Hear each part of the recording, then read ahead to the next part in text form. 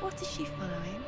You can't even fight. It's just deception. How does he so effortlessly court the world and bliss? If only she could do the same. See the world through eyes anew and dance with it, just like he does.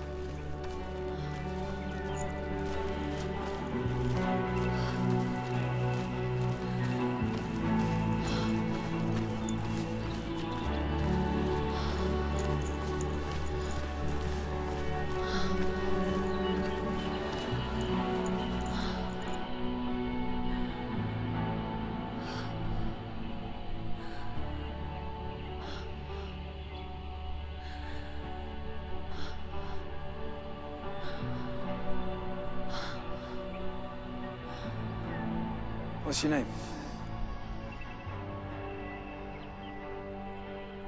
Senua. I haven't seen you before. I don't leave home much. Oh, Zeno's daughter.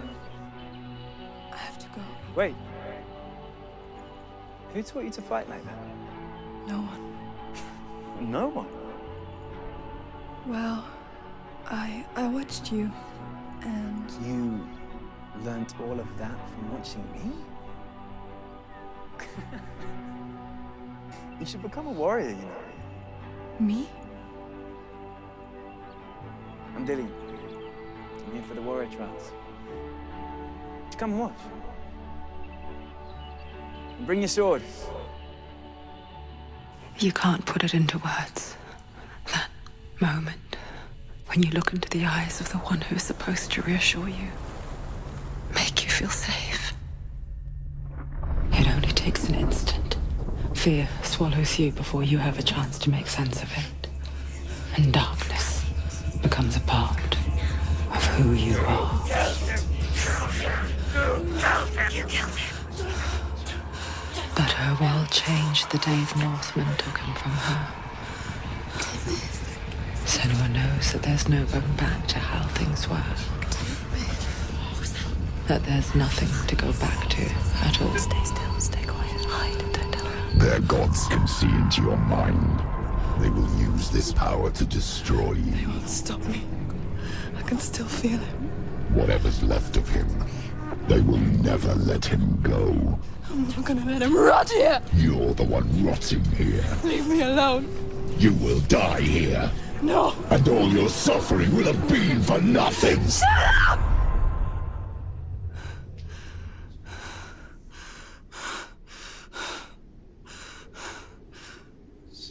Dillian? Is that you?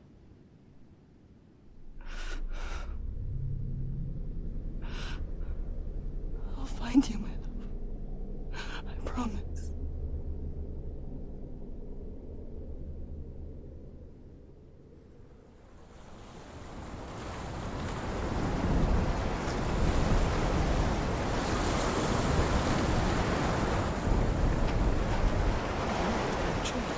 Can you see him? You want to believe it. Is he not real? Is he there? You're alone in these mountains. Is that Dillian? Nothing lives here. You won't survive. You met him by the tree. She met him by the tree. Maybe it's a sign, the tree. What's he trying to tell you? He's waiting for you by the tree.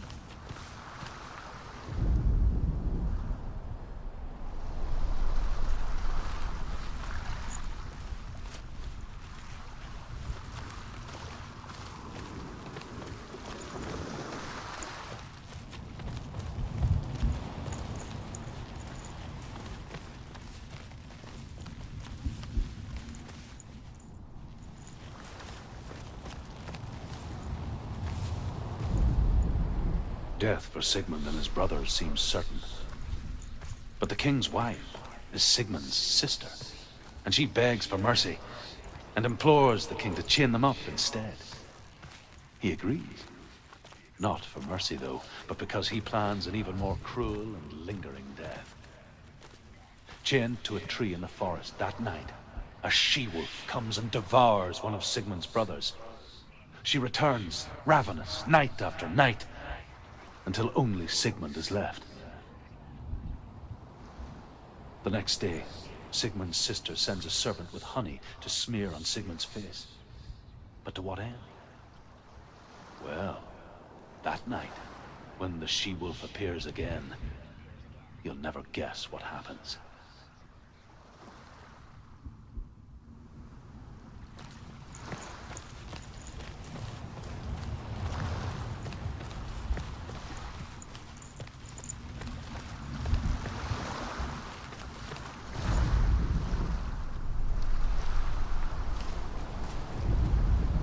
As the she-wolf licks the sweet honey from Sigmund's face, he bites the wolf's tongue.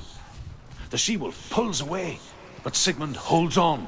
The chains break, and he is free. After his escape, Sigmund lives like us, hidden in the forest. His enemy, King Siggeir, believing him dead, as his sister plots revenge. And for vengeance to succeed, even the great Sigmund needs help. So she sends her sons to him. But their blood is weak and corrupted, and they're put to death by Sigmund. So his sister hatches a new plan, one that is cold of heart and pure of blood.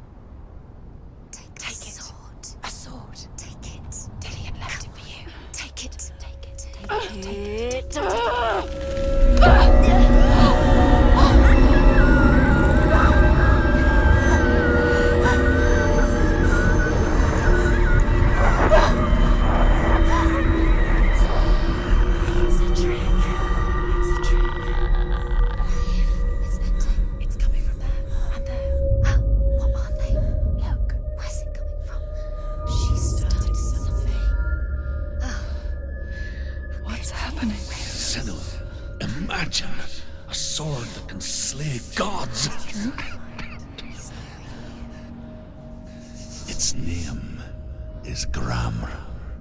It was forged by the god of all Northmen, Odin, and gifted to Sigmund, a great warrior. I need this sword. It's important. Can you help me? The sword appears whole, but it is an illusion.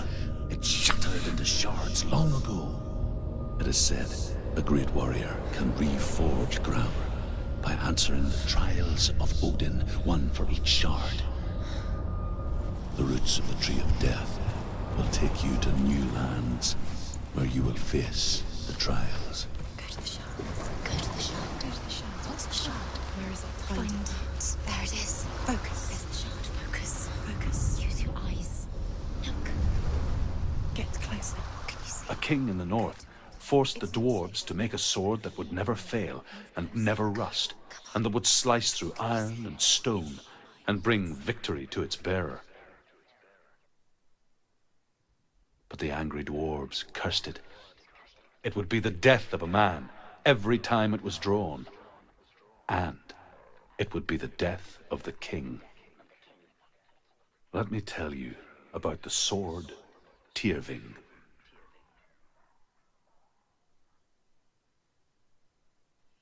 I don't recognize this place. Where are we? Where is she? It feels wrong. Where are we now? Burial mound.